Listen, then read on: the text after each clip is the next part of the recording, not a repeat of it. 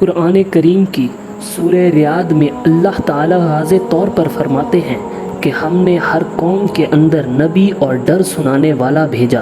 حدیث مبارکہ سے ہمیں پتہ چلتا ہے کہ پوری دنیا کے اندر ہر قوم اور ہر ایک جگہ انسانیت جہاں آباد 1,24,000 پیغمبر بھیجے گئے، لیکن نام سے ذکر صرف 25 پیغمبروں کا ہے، کیونکہ اگر ان کی زندگی قوموں کے حالات بیان ہوتے تو قرآن کریم ہدایات کی کتاب کی بجائے ایک تاریخی کتاب معلوم ہوتی، اسی لیے ان کا ذکر ضروری نہیں سمجھا گیا۔ مگر آج ہندو مذہب کے ماننے والے لوگوں کا یہ دعویٰ ہے کہ ان کا ہندو مذہب مسلمانوں کی تاریخ سے بھی ہزاروں سال پرانا ہے، نہ ہی ہندوستان کی سرزمین پر کوئی نبی بھیجا گیا۔ ان کے پاس بھی ان کے بھگوان کی بھیجی گئی کتابیں ویداس کی صورت میں آج بھی موجود ہیں،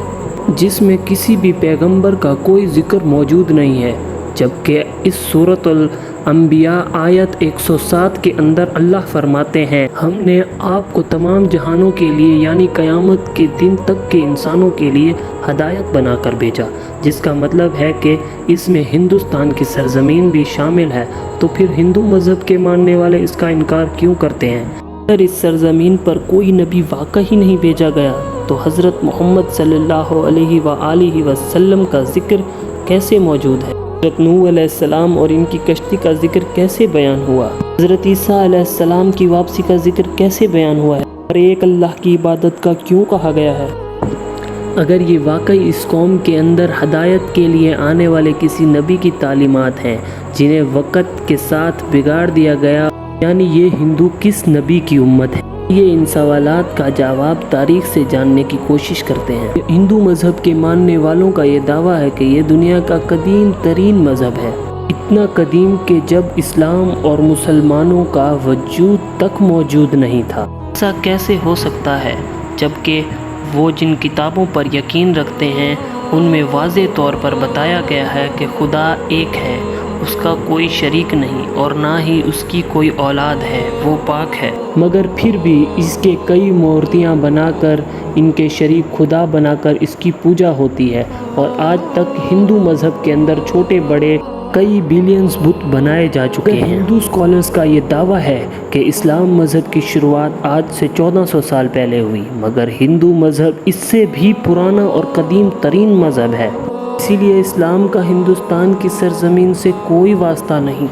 اگر انہیں یہ معلوم نہیں کہ دنیا کا پہلا پیغمبر حضرت آدم علیہ السلام ہندوستان میں پیدا ہوئے، جی ہاں، حضرت آدم علیہ السلام کو دنیا میں اس وقت سری لنکا کی ایک پہاڑی پر اتارا گیا جہاں پر ان کے قدم مبارک کے نشان آج بھی موجود ہیں، یعنی سرزمین پر پہلا ہی قدم مسلمان اور پیغمبر نے رکھا، جس کا مطلب اسلام کی ابتدا عرب سے نہیں بلکہ ہندوستان سے ہوئی، کیونکہ مسلمان لفظ کا مطلب اپنی خواہش کو رب کے حوالے کرنے والا، اس کا حکم ماننے والا۔ اگر ہندو کسی طرح سے ان کے وجود کا انکار کرنے کی کوشش کریں تو ایسا بالکل ناممکن ہے، کیونکہ ان کی مقدس کتابوں میں آدم علیہ السلام کی تخلیق، فرشتوں کا انہیں سجدہ کرنا، آدم علیہ السلام سے حضرت حوا علیہ السلام کی تخلیق، شیطان کا ان دونوں کو بہکانا، جنت سے نکالنا اور پھر زمین پر اتارنے کا ذکر واضح طور پر پرویش پرانا چیپٹر 427 کے اندر تمام واقعات بیان ہیں، بالکل ایسے ہی جیسے قرآن پاک کی سورۃ بقرہ اور انجیل مقدس میں بھی لکھا ہے کہ اللہ تعالیٰ نے حضرت آدم علیہ السلام کے جسم کو 2 حصوں میں تقسیم کیا، ایک کو سبع منو یعنی آدم اور دوسرے کو فیمیل جسے آج مسلمان بی بی حوا کے نام سے بھی جانتے ہیں۔ تو دنیا کی مقدس کتابوں کے اندر ایک جیسی باتیں موجود ہیں تو اس کا سورس بھی ایک ہونا چاہیے، اور ان دلائل سے یہ پتہ چلتا ہے کہ یہ وید کسی اور پر نہیں بلکہ آدم ثانی حضرت نوح علیہ السلام پر اتارے گئے۔ ویدوں میں پیغمبر اور عظیم شخص کے لیے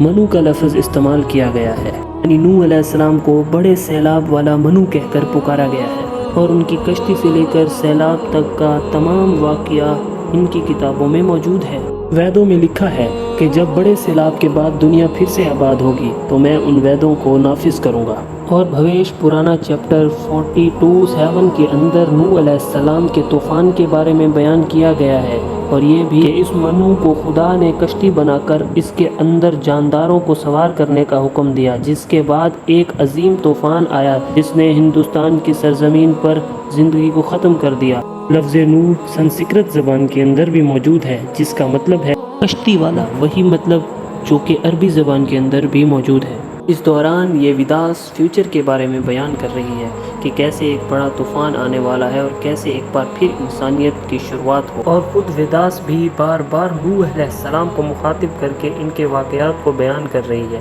جس کا مطلب ہے کہ ہندوستان کی سرزمین اور نوح علیہ السلام کے درمیان ایک تعلق موجود ہے، اور طوفان نوح کے بعد ویداس کو نافذ کرنے کا بیان کیا گیا تھا، جو حضرت نوح علیہ السلام کی ہی تعلیمات تھیں، جو اس طوفان کے بعد ہندو سرزمین پر ان کے بیٹے کی نسل سے آگے بڑھنا شروع ہوئی۔ اس کے بعد اس قوم نے گمراہ ہو کر بت پرستی کرنا شروع کر دی، کیونکہ تاریخ کے حوالوں سے ہمیں یہ پتہ چلتا ہے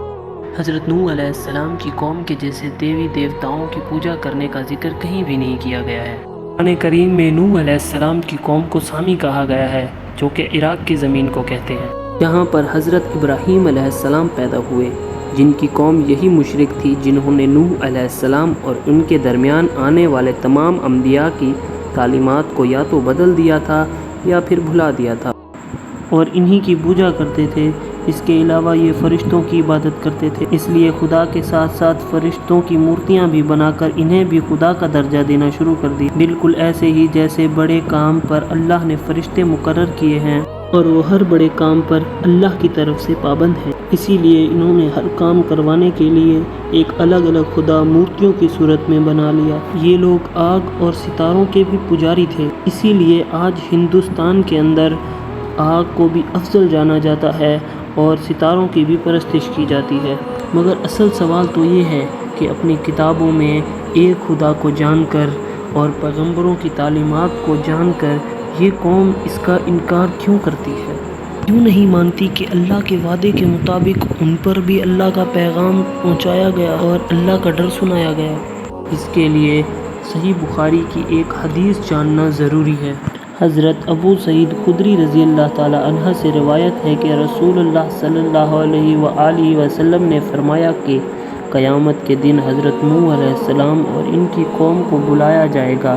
اور اللہ تعالیٰ نوح علیہ السلام سے یہ سوال کریں گے کہ کیا تم نے اپنی قوم تک میرا پیغام پہنچا دیا تھا؟ حضرت نوح علیہ السلام فرمائیں گے کہ بے شک میرے مالک۔ اس کے بعد نوح علیہ السلام کی قوم سے پوچھا جائے کہ کیا نوح نے میرا پیغام تم لوگوں تک پہنچا دیا تھا؟ یہ لوگ اس کا انکار کریں گے، کہیں گے کہ نہیں، ہمیں کوئی ڈر سنانے نہیں آیا تھا اور ہمیں آپ کا کوئی پیغام نہیں ملا۔ تو اللہ تعالیٰ